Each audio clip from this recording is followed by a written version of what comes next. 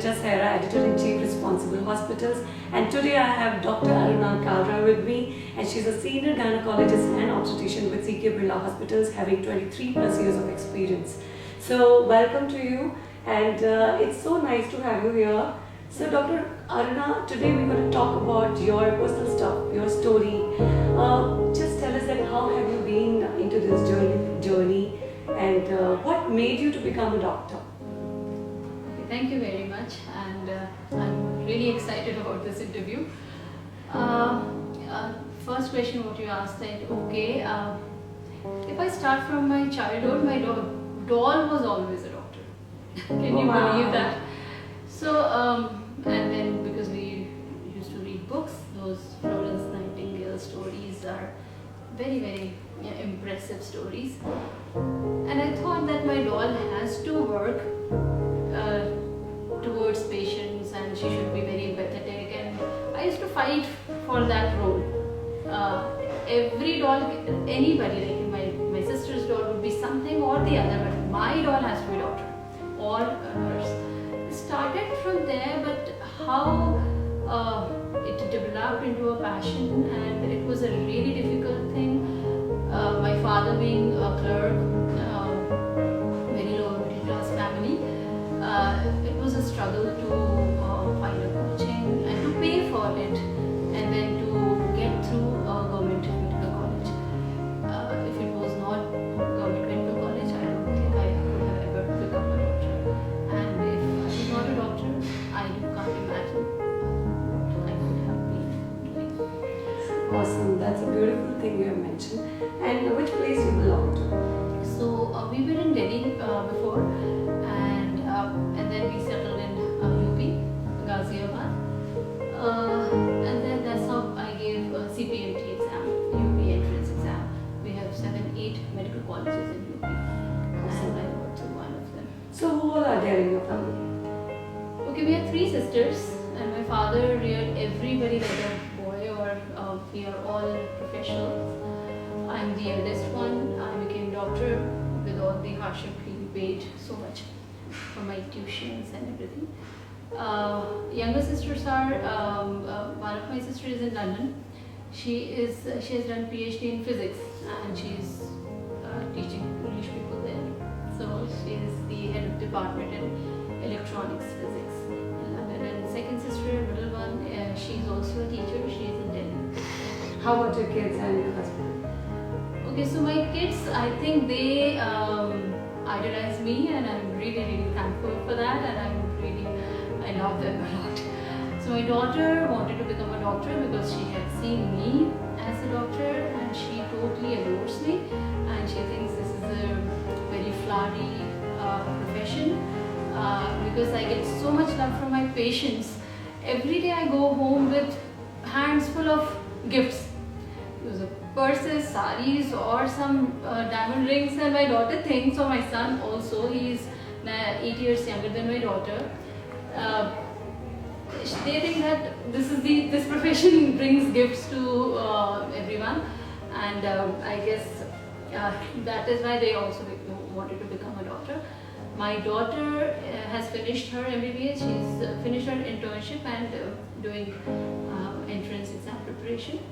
And son is in 10th, he's in Sri Ramaravali, and he also wants to become a doctor. That's awesome, because I usually ask this question from all the doctors, that you want your kids to become a doctor. So most of them they'll say, we want them to choose it, but you are clear, and that's so nice, because I'm sure we have been listening about you from people that it has been a great experience with Dr. Aruna Kalra. You have been so popular, people really want to get the delivery done from your hands, and they have real faith in you, and which is what everybody would want, that, and they see you like this. So great. Doctor, how did you thought about being a gynecologist? Okay, again, I would say that not really, I never thought that I would become a gynecologist, but now I'm happy that I became a gynecologist. 2 lives in one patient, I deal with the life of mother and life of a baby, and which is like I'm always multiplying my patients for one patient, and I'm like square root. So I wanted to become a neurosurgeon. So I always wanted to become a surgeon, because that's what I thought gives me thrill, doing intricate surgeries and everything. But then, and my entrance, post-graduation entrance exam, I got very good rank and surgery was on the platter. But surgery and then post-surgery, I had to do neuro surgery and fellowship in that, and it was a very long course. And I was pregnant that time, when I went for counseling. So I was thinking that I do not want to actually do now. I want to look after my child, whoever, after delivery. And after getting such a high rank, my husband actually forced me that you have to choose something. It's not that you are not going to do post-graduation. You would repent in your life. You always wanted to become a doctor. And then I fell for obs and gynae because I was pregnant and I was totally into obs and gynae at that point. Absolutely, yeah. Okay. So since, being a gynecologist, it's a very responsible job that you have to get up any time from the bed to see a patient, and you are actually doing a big job for getting deliveries done. Any instance which reminds you even every day or let's say frequently that, this client or let's say this delivery of mine was like something which I still recall. Any instance you remember? Okay, so no, I would say, Richa, every delivery is very, very personal to me. And because as I said, that this is my passion. I do not treat it as my work. Okay, if I'm not doing this, I'm really restless. I just want to be around with those women, with my patients, and I feel really good comforting them when they are having pains and aches of pregnancy or psychological trouble they are going through during pregnancy or post-delivery. So once, yes, there is a story. See, the thing is that there was a stigma, if you can recall a few years back or even now, female child was not very welcoming. Yes, that's right. One of my patients was delivering one after another female kids. And there was one point when I personally wanted, God, please, this time it should be boy. And I don't know why I felt that, because I was with her in every delivery. She was totally wonderful. She's like totally wonderful girl, and she adored her kids. But as you know that in our Indian mentality in society, they were like, another girl, okay. So this time when she was pregnant, she was not happy. She was her only thought was that if it is not a boy, her life would be ruined. Her daughter's life would be ruined because they would not be taken care of. They might not be given that due importance in their life. And once I delivered the baby, I actually closed my eyes and I was like, God, this time if it is not a boy, and most of the time I do this kind of very emotional stuff that I keep fast of this day if you give this thing. Doctors do that? And that's something interesting. And I would go to this temple if you do this, and every time. And this time I actually followed that. I said, dear God, this time please grant her wish, and whatever you would say, I would do. I go to the temple. I go anywhere. We have to have faith in God, because we treat them, but definitely if we do not have faith, who is doing all these things miraculous stuff? And she didn't want to do it. That's awesome story. That's really an awesome, and it's really great to know that doctors also think like this. I never thought this, and I'm sure this message should go and spread it over, because a lot of people think that these guys are surgeons and they have no emotion. They just cut it and they just get the baby out and they're done.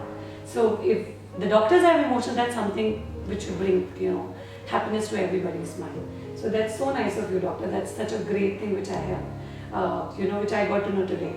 So tell me something about your husband also. What he does? Okay, so he's a pediatrician.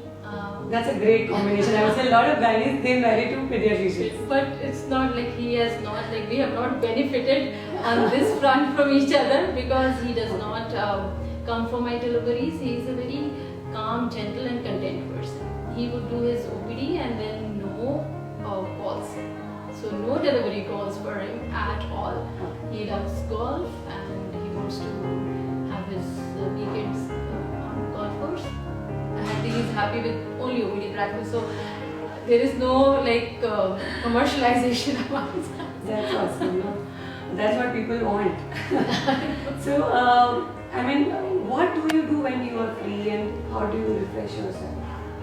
Okay, so I read a lot. I'm a voracious reader, and every time you would see, even in my OPD, I have one or the other book, and I just try to finish them. I read about war stories, autobiographies, and everything on paper I would want to read. So I just want a cup of coffee, silence, and my book. Once upon a time, I was learning Kathak and Bharatanatyam also, and I loved that. But now I think I'm, pausing. You have maintained well for that. That's great. And any message which you want to spread it to the women today, that which you think that they are not conscious enough and they should be conscious, and that's the time that they should be more aware about. Any message you would want to give from your side? Okay, so one message which to everybody, life is a journey, and do not take it very, very seriously. Try to live every moment. I would say that do not think of retirement. Try to live your passion. Okay, do not do anything which is not giving you happiness. If it is your job, try to find passion in it, or try to change your job and do, because you are living every day is 8 to 10 hours in your job, during your job.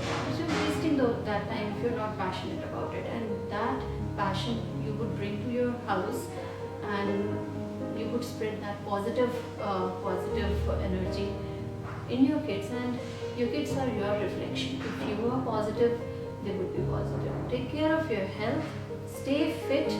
I would say every girl, because a girl has a family to look after, and if you're happy and if you're healthy, your kids would be happy and healthy, and definitely your family will be positive. That is my message to all of you. Awesome. I mean, it was really great having you here. Thank you so much for your time. Thanks. Thanks. Thank you very much.